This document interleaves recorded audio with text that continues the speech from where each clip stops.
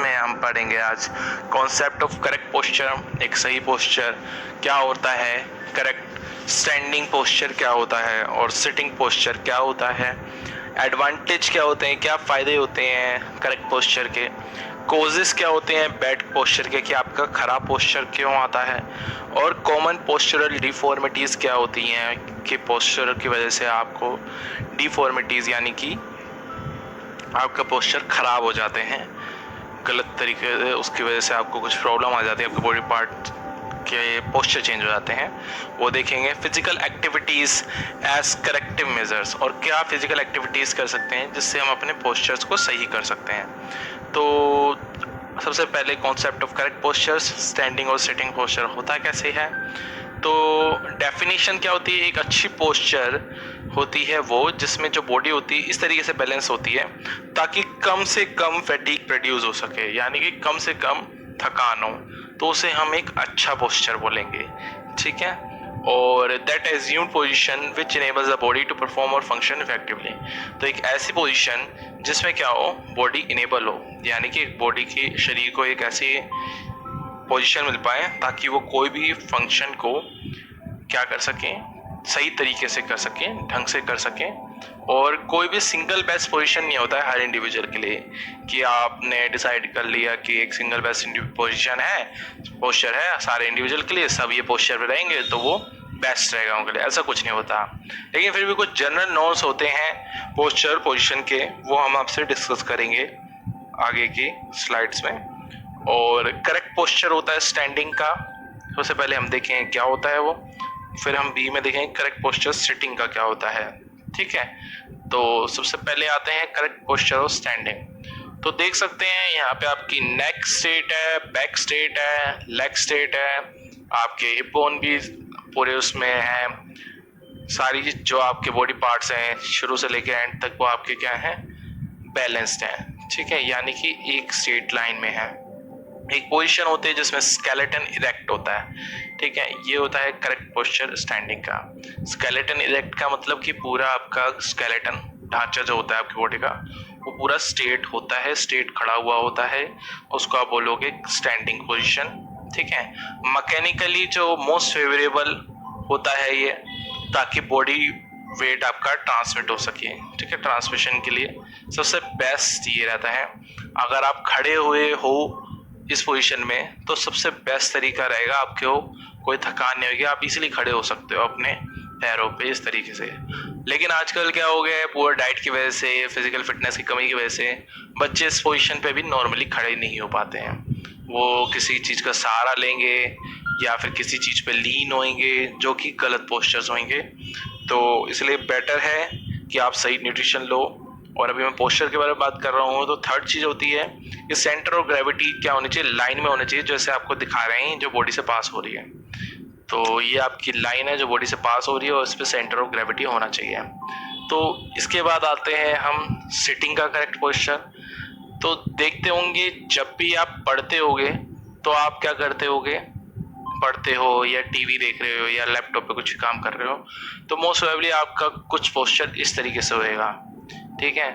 या फिर आप ज़्यादा पोस्चर का ध्यान रख रहे होगे तो कई बार पोस्चर इस तरीके से कर लोगे, लेकिन एक्चुअली पोस्चर कैसा होना चाहिए, बिल्कुल इस तरीके का सेंटर की तरह, जिसमें आपकी बिल्कुल बैक बिल्कुल स्ट्रेट होनी चाहिए, हेड भी आपका स्ट्रेट होना चाहिए। तो करेक्ट पोस्चर सिटिंग का एक पोजीशन ऐसी होती है जिसमें बॉडी आपकी कंफर्टेबली सिट हो रखी होती है एक चेयर पे, जिसमें आपकी स्पाइन इरेक्ट होती है, जो स्पाइनल कॉर्ड होती है बैक के अंदर वो इरेक्ट हो रखी होती है। स्पाइन को अपने नेचुरल कर्व को मेंटेन करके रखना है, उसमें कोई चेंज नहीं आना चाहिए, ना ही कोई स्ट्रेस पड़ना चाहिए बैक पे, और जो पोस्चर होना चाहिए उसको फोर्स नहीं करना चाहिए, ना ही कोलैप्स करना चाहिए विद बेली बल्जिंग आउट, दोनों में से कोई चीज़ नहीं होनी चाहिए। ना तो इस तरीके से होना चाहिए ना ही इस तरीके से होना चाहिए, इस तरीके से होना चाहिए पोस्चर, सेटिंग पोस्चर का। ये था आपका। फिर एडवांटेजेस क्या होते हैं करेक्ट पोस्चर के, आप देख सकते हैं यहाँ पे ज़्यादातर जो भी लोग खड़े हैं या बैठे हुए हैं वो ज़्यादातर करेक्ट पोस्चर को फॉलो कर रहे हैं। तो क्या एडवांटेजेस होते हैं करेक्ट पोस्चर के, तो ये देखिए श्री बी के अयंगर फादर है मॉडर्न योगा के, योगा के पोस्चर्स, योग में पोस्चर्स ही होते हैं सारे। तो बेसिकली मैं एडवांटेज डिस्कस कर रहा हूँ करेक्ट पोस्चर्स के। तो उसमें सबसे पहला आता है फिजिकल अपीयरेंस। फिजिकल अपीयरेंस आपकी अच्छी दिखती है, आप सही से दिखते हो लोगों को और काफ़ी अच्छी बॉडी आपकी दिखती है, ठीक है। और ग्रेसफुल और एफिशिएंट मूवमेंट होती है, आप इजीली अपने आप को मूव कर सकते हो, बॉडी पार्ट्स को मूव कर सकते हो। बहुत ही ग्रेसफुल और एफिशिएंट मूवमेंट्स होती है जैसे जो आपको अच्छी लगेगी और दूसरों को भी अच्छी लगेगी। फिजिकल फिटनेस आपकी रहती है, फिजिकली फिट रहते हो, इससे आप जो इंजरीज के चांसेस होते हैं वो कम हो जाते हैं। उल्टे सीधे पोस्चर में आपको चोट लगने की संभावना ज़्यादा होती है, जबकि आप करेक्ट पोस्चर रखोगे तो इंजरीज के चांसेस कम हो जाते हैं। डिसीजेज से प्रिवेंशन होती है, किसी भी तरीके की बीमारियों से आपका बचाव होएगा। कॉन्फिडेंस इंप्रूव होता है, आपका अंदर से आत्मविश्वास बढ़ेगा। स्पोर्ट्स परफॉर्मेंस अच्छी होगी, जॉइंट मोबिलिटी होगी, ठीक है, जॉइंट्स में आप इजीली मूव कर सकते हो, मतलब फ्लेक्सिबल हो गए। और लॉन्गेविटी होगी, ठीक है। लॉन्गेविटी यानी कि आपकी उम्र बढ़ेगी, ठीक है, आप ज़्यादा जियोगे। और एक एक करके डिस्कस करते हैं। तो सबसे पहले फिजिकल अपीयरेंस है, पर्सनैलिटी मैटर करती है आपकी, तो आपकी पर्सनैलिटी आपके फ्यूचर तक को ट्रांसफॉर्म कर सकती है, ठीक है। तो आप देख सकते हैं यहाँ पे जो पहला आदमी खड़ा है यहाँ पे जिसने हाथ जेब में डाले हुए हैं, वो बेटर है इन 4 जनों से जो अलग अलग पोस्चर जिन्होंने हाथ आगे क्रॉस करके रखे हुए हैं, क्योंकि हाथ क्रॉस करना एक सिग्नल देता है बॉडी लैंग्वेज का कि आप ओपन नहीं हो, ठीक है। तो इसके बाद ग्रेसफुल और एफिशिएंट मूवमेंट्स, ठीक है। तो अगर ये जो आदमी है यहाँ पे जो बॉडी वेट उठा रहा है, इसका तिरछा हो रखा है, तो ये सही तरीका नहीं है करेक्ट पोस्चर का, ठीक है। वहीं ये आपका जो ये लड़की कर रही है, ये बिल्कुल सही तरीके से कर रही है क्योंकि इसका करेक्ट पोस्चर है, इस वजह से ये सही तरीके से अपना काम करेगी। और फिजिकल फिटनेस में भी हेल्प करता है, तो इसका एग्जांपल आप देख सकते हो। अगर फिजिकली फिट हो गए तो आप मतलब करेक्ट पोस्चर होगा तो आप आराम से कोई भी चीज़ जैसे रॉप क्लाइंब करने में इजी जाएगा, इंजरीज में कम चांसेस होंगे, वही सबके जो भी आपको मैंने समझाया उसके एग्जांपल। डिजीज से प्रिवेंशन होगा, अगर पुअर पोस्चर होगा तो आपका हेड फॉरवर्ड होगा, बैक फ्लैट होएगी, और पुअर पोस्चर होएगा तो आपका या तो हेड फॉरवर्ड होएगा, राउंडेड शोल्डर्स होंगे, सो बैक करोगे और एब्डोमिनल मसल्स वीक होएगी। ये भी एक बहुत गलत पोस्चर होता है और क्या कहते हैं ज़्यादातर ये बूढ़े लोगों में हो जाता है। और गुड पोस्चर, एक अच्छा पोस्चर होता है एक बैलेंस अपराइट पोस्चर, जैसे कि आप सेंटर वाले पर्सन देख रहे हो और उसकी पर्सनैलिटी आपको देख के ही लग रहा होगा कि कितना फिट और हेल्दी पर्सन है। इसके बाद एक करेक्ट पोस्चर से आपका कॉन्फिडेंस भी अच्छा होता है। तो देख सकते हैं यहाँ पे आपके मतलब हमारे प्राइम मिनिस्टर नरेंद्र मोदी हैं, इनका सही पोस्चर है और हेड स्ट्रेट है, बिल्कुल ये कॉन्फिडेंट है। इसके बाद एडवांटेजेस क्या होते हैं करेक्ट पोस्चर के, स्पोर्ट परफॉर्मेंस में भी हेल्प करते हैं, करेक्ट पोस्चर होगा तो आप अच्छे से परफॉर्म कर पाओगे। और जॉइंट मोबिलिटी में देख सकते हो किस तरीके से जॉइंट को मूव कर पा रहे हैं यहाँ पे ये योगा टीचर। लॉन्गेविटी, आपकी एज बढ़ेगी, देखो योगा करने वाले लोग हैं और इनकी काफ़ी एज है, तो आप भी अगर करते हैं योगा तो आपकी भी एज बढ़ सकती है। कोजेज ऑफ बैड पोस्चर, ये देखिए ये एक तरीके का बैड पोस्चर का एग्जाम्पल है। और क्या ऐसी कोजेज होते हैं जिसकी वजह से बैड पोस्चर हो जाता है आपका। तो सबसे पहला होता है इम्प्रॉपर डाइट, अगर आप सही डाइट नहीं ले रहे हो उससे होता है। डिसीजेस बाय बर्थ, ठीक है, हो सकता है बचपन से आपका पोस्चर बेकार रहता हो, एक्सीडेंट की वजह से, फैटिक थकान की वजह से, फैशन करने के चक्कर में, डेलिकेसी और इमिटेशन नकल करने के चक्कर में, फ्रेश एयर की कमी, रेस्ट की कमी और प्रॉपर एक्सरसाइज का लैक यानी कमी, और अवेयरनेस की कमी, आपको ध्यान ही नहीं है आपका पोस्चर खराब है और आप खराब पोस्चर में बैठे हो, फर्नीचर आपका खराब है, सुटेबल नहीं है उस हिसाब से, मोटे हो आपको गलत आदतें हैं और बहुत ही मतलब सही तरीका नहीं है आपको वेट कैरी करने का, यानी कि जब जिम में एक्सरसाइज कर रहे हो तो वेट का आप गलत तरीका है, या कोई भी नॉर्मल वेट पे उठा रहे हो तो वो भी गलत तरीके से उठा रहे हो, लैक ऑफ रेस्ट और स्लीप और दूसरे रीजंस, ये सब की वजह से बैड पोस्चर कोज होता है।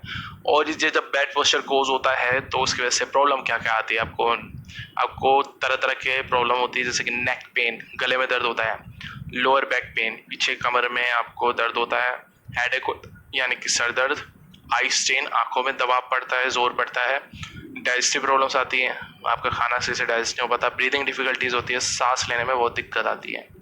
कॉमन पोस्चरल डिफॉर्मिटीज़ क्या है आपकी, तो कॉमन पोस्चरल डिफॉर्मिटीज़ में होते हैं सबसे पहले बो लेग्स, ठीक है, मतलब वो होती तो 5 है, मैंने आपको बो लेग्स यहाँ पे एक पिक्चर दिख रही होगी, अभी बताऊंगा क्या क्या होते हैं सब। तो 5 डिफॉर्मिटीज में होती है। सबसे पहले स्पाइनल कर्वेचर, दूसरा होता है फ्लैट फुट, तीसरा होता है नॉक नीज, इस चौथा होता है बो लेग्स और फिफ्थ होता है राउंड शोल्डर्स। तो एक एक करके देखते हैं। स्पाइनल कर्वेचर में जो डिफॉर्मिटी होती है, ये जब स्पाइन बढ़ा रहा है तो इसमें स्पाइन से रिलेटेड होगी। वीक मसल्स की वजह से क्या होता है, स्पाइन कर्वेचर फॉर्म हो जाता है। और 3 तरीके के होते हैं, काइफोसिस, लॉर्डोसिस और तीसरा होता है स्कोलियोसिस।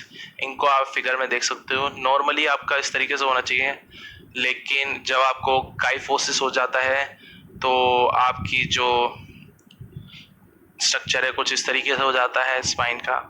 और जब आपको लाइफोसिस हो जाता है, लॉर्डोसिस हो जाता है, तो कुछ इस तरीके से स्ट्रक्चर होता है। और जब आपको स्कोलियोसिस हो जाता है तो कुछ इस तरीके से स्ट्रक्चर होता है। तो ये तीनों ही प्रॉब्लम है जो इस तरीके से नहीं होना चाहिए, ठीक है। इसके बाद आपका आता है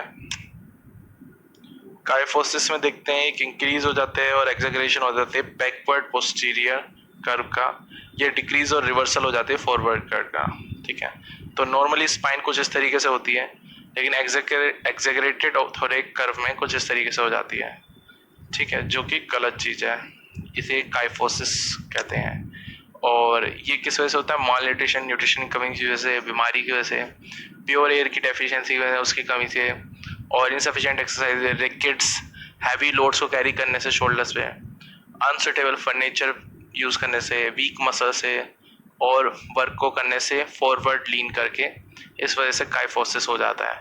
प्रिकॉशंस क्या क्या होते हैं, शुरुआत से ही जो अप्रोप्रिएट पोस्चर होता है सिटिंग का, उसका ध्यान रखना चाहिए, स्टैंडिंग का और वॉकिंग का, इस पे आपको ध्यान रखना चाहिए।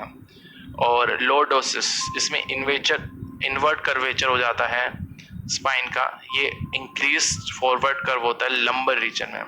इससे क्या होता है, प्रॉब्लम होती है आपको स्टैंडिंग में और वॉकिंग में। जो बॉडी होती है वो क्या हो जाती है, स्टिफ हो जाती है, यानी कि मूव करने में प्रॉब्लम होगी। और इसको हम करेक्ट कर सकते हैं अर्ली स्टेज में। ये होता है इम्बैलेंस डाइट की वजह से, इम्प्रॉपर एनवायरनमेंट की वजह से, और इम्प्रॉपर डेवलपमेंट की वजह से मसल्स की, ओबेसिटी और डिसीजेस अफेक्टिंग वर्टिब्रे और स्पाइनल मसल्स की वजह से, ठीक है। इस वजह से लॉर्डोसिस कोज होता है। स्कोलियोसिस, ये पोस्चरल अडेप्टेशन होता है स्पाइन का लेटरल पोजीशन में, ठीक है, इसको स्कोलियोसिस बोलते हैं। पोस्चरल अडेप्टेशन को स्पाइन की लेटरल पोजीशन में, साइडवेज कर्वेचर होता है स्पाइन का, ठीक है। और स्कोलियोसिस का मतलब होता है बेंडिंग, ट्विस्टिंग और रोटेटिंग, ठीक है। और इसमें देख सकते हैं आप, ये जो स्कोलियोसिस में बेंड हो सकती है, ट्विस्ट हो सकती है, रोटेट हो सकती है।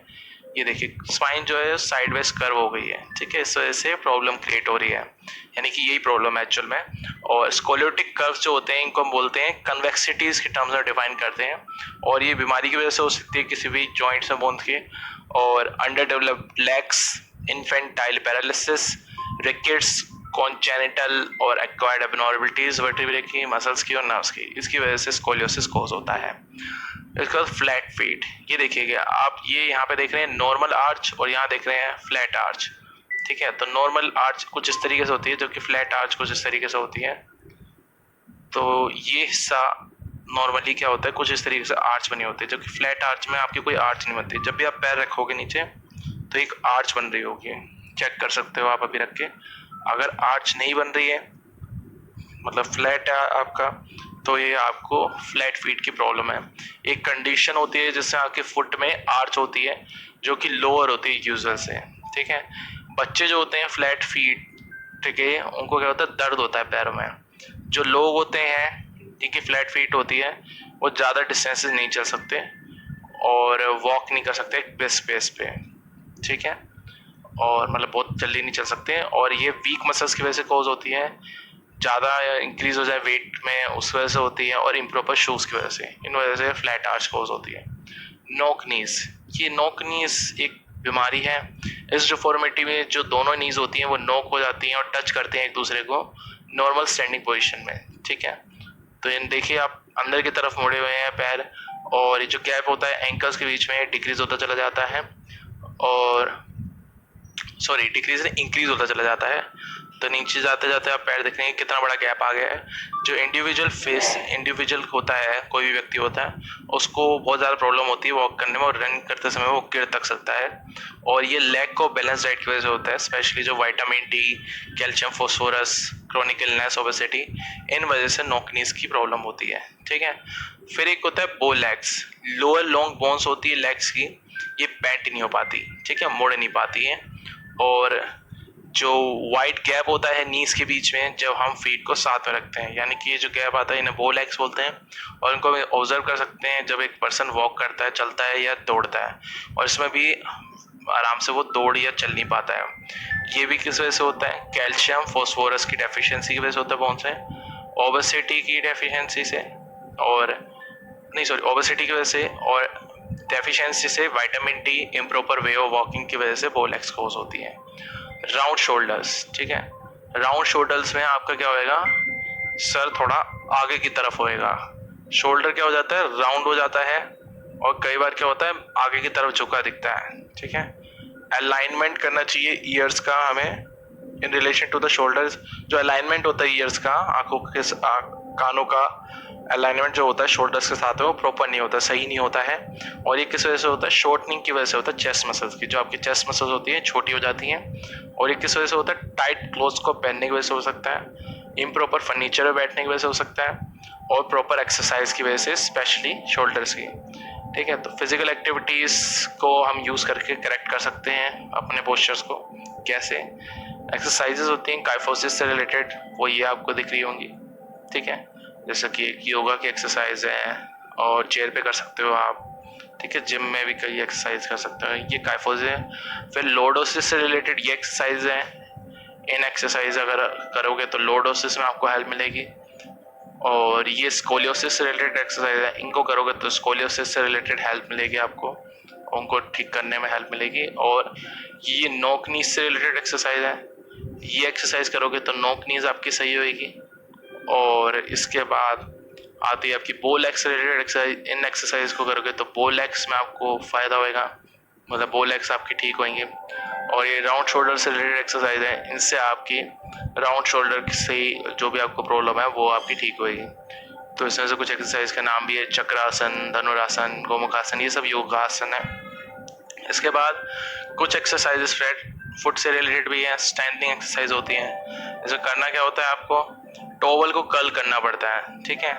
यानी कि टॉवल नीचे रखी हुई है, उसको आपको मोड़ना है अपने पैरों से, ठीक है, फीट से, या फिर एक पत्थर के टुकड़ों को उठा उठा के कप में डालना है। तो इससे क्या होता है, आपकी आर्च बनेगी।